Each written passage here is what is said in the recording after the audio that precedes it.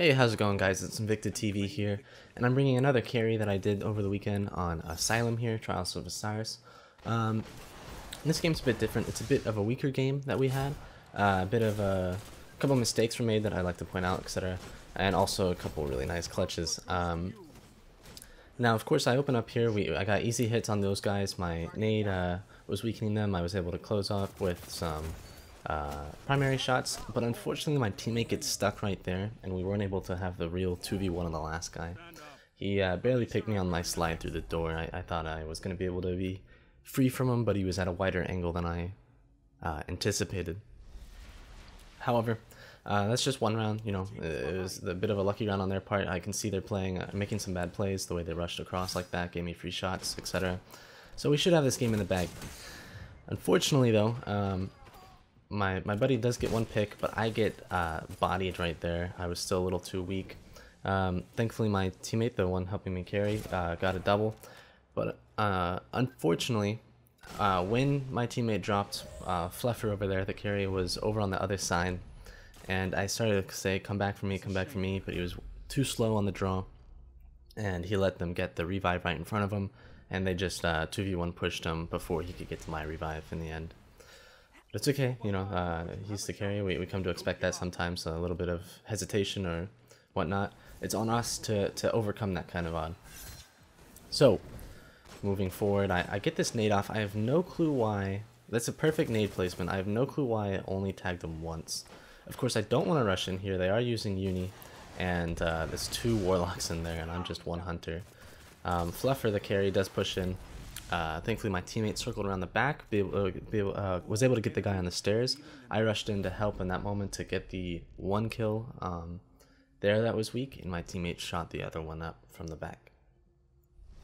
So now it's now we got 1 point on the board. Now we're doing well. Oh, hold on, a little AFK there. We do have 1 point up on the board. Really, these first couple rounds were really fast. Nothing much could have happened differently. Just a bit of unluck here or there. But my teammate getting stuck was a bit of a shame, and now we're trying to come back basically a little too slow. He did finish the target that I was hitting right there with one shot left, and then since the other guy was trying to rush up with Uni, my teammate there, Fluffer, was able to sidearm that guy pretty easily as well. So here I am in a 1v1. I don't want to over push. I don't want to overextend. I was only a couple shots weak myself. If he had, you know, opportunity to get one free shot on me and then keep shooting, then he could have easily killed me there. So once I saw him dip out too far, I decided, you know what, let's play it smart, let's go for this revive. And of course, Fluffer with another kill steal. I didn't get any kills this round because they all got stolen. But that's not what's important. What matters is teamwork. It's actually good to have your kills stolen because assists give you just as much super energy as kills do, if you did not know that. So if you get an assist, that means both of you got the kills amount of super energy. So moving forward here, we're still playing this up top game. We have the advantage on this side. We can throw our nades into their area. Foolishly enough, though, my teammate did push in really hard against what is Uni Shotgun Warlock in there. That we shouldn't have been pushing in like that. We should definitely be playing more passive, play our advantage, and of course, I make that decision right there to escape. I'm not going to over-challenge. I was one shot. I knew I was getting weak. I tried to get the shots off that I could, but I wasn't going to over-pressure it. Now, I did get my super off that kill, and I anticipated them to be pushing further. Unfortunately, they did not, and I get bodied right there. The orb messed up my aim assist, as well as my, I think, ate a couple of the shots. Very unfortunate situation there. I definitely could have clutched it up if I shot that tether a bit better, or if I just understood what was happening a bit better, but unfortunately I made a play a little too hasty and it cost me. Now I'm one super down and they still got the round. That's very bad, very bad for Trials. Fluffer does pull off a headshot over the guy on the little obstacle there, and I believe that Beagle simply pushes in on an easy sitting duck target inside the heavy there, and I take care of the last guy that was rushing up top. That was an easy round. While they have an advantage for getting to the heavy on that round, we have an advantage on killing them, especially if we place spike grenades down there, etc. Typically, we should win that round. Now, basically everybody in the game except me, because I've already used it, should be having super healing. As soon as I got bodied, I made the decision to... Actually, I saw him on the radar ahead of time, or I heard the call out ahead of time. So I made the decision to push back in, where the... basically behind the wall from him. If I stayed out there, I would have gotten probably sniped and then killed with just a primary or something like that. Or maybe double bodied.